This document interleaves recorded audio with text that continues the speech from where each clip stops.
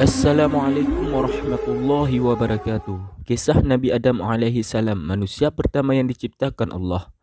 Nabi Adam alaihi salam merupakan manusia pertama yang diciptakan Allah.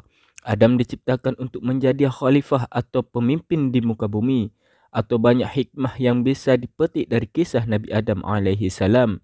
Suatu ketika Allah Subhanahu wa taala memberitakan kepada para malaikat bahawa Ia akan menciptakan makhluk dari bangsa manusia.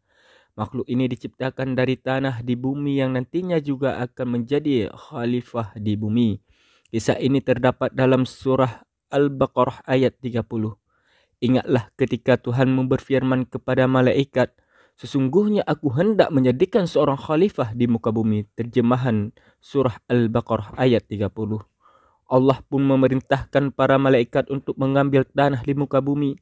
Malaikat Israel berhasil menjalankan tugas dari Allah untuk mengambil saripati tanah di bumi. Allah lalu menciptakan manusia sebagai makhluk yang paling sempurna. Manusia diberi akal, tubuh dan jiwa.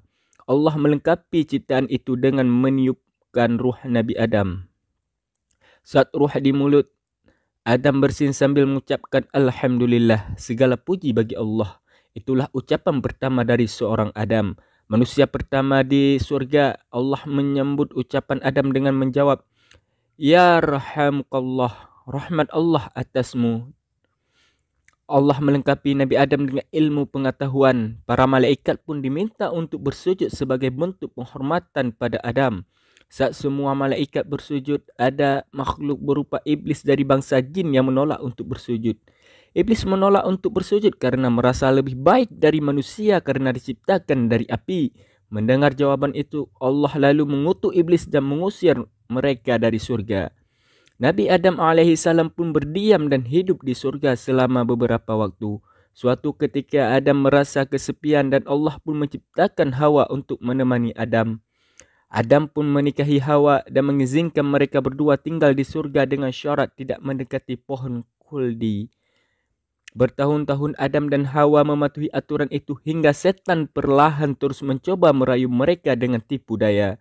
Tipu daya berhasil. Nabi Adam lalu memetik buah pohon tersebut dan memakannya bersama Hawa. Namun setelah itu Adam dan Hawa langsung dihinggapi rasa bersalah dan aurat mereka tiba-tiba terbuka. Karena melanggar perintah itu, Allah Subhanahu wa taala lalu memerintahkan Adam dan Hawa turun ke bumi. Adam dan Hawa diturunkan di tempat yang berbeda. Selama 40 tahun mereka saling mencari dan bertemu di padang Arafah atau Jabal Rahmah, bukit yang penuh kasih sayang. Saat turun di bumi, Adam meratapi kesalahannya. Adam dan Hawa memohon ampun kepada Allah dengan bertobat. Bumi yang berbeda dibandingkan surga membuat Adam dan Hawa banyak belajar dari berbagai tantangan dan kesulitan.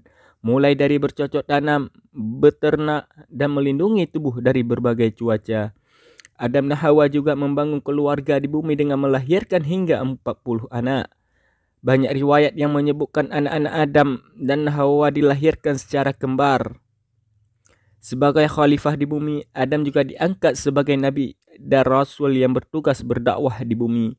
Adam menyampaikan dakwah kepada isteri dan anak-anaknya mengenai ajaran keimanan kepada Allah Subhanahu wa taala. Nabi Adam juga menghadapi persoalan antara anaknya Qabil yang membunuh Habil. Adam sangat murka terhadap Qabil. Allah lalu mengaruniakan Nabi Adam dengan anak laki-laki yang tidak memiliki saudara kembar yang diberi nama Syis. Syis merupakan anak yang cerdas dan berakhlak baik. Keturunan Syis kelak melahirkan Idris. Nabi Adam lalu jatuh sakit saat berusia 960 tahun dan berwasiat kepada Syis untuk meneruskan dakwah. Malaikat lalu mencabut nyawa Adam, memandikannya, mengafani, menyalatkan dan menguburkannya. Dari kisah Nabi Adam alaihissalam ini terdapat sejumlah hikmah yang bisa diambil sebagai manusia. Sudah selayaknya kita memahami bahawa iblis adalah musuh yang akan terus menggoda hingga membuat manusia sesat. Tugas manusia adalah melawan godaan setan dan beribadah kepada Allah Subhanahu wa taala. Allah juga selalu menerima taubat setiap hambanya yang bersungguh-sungguh.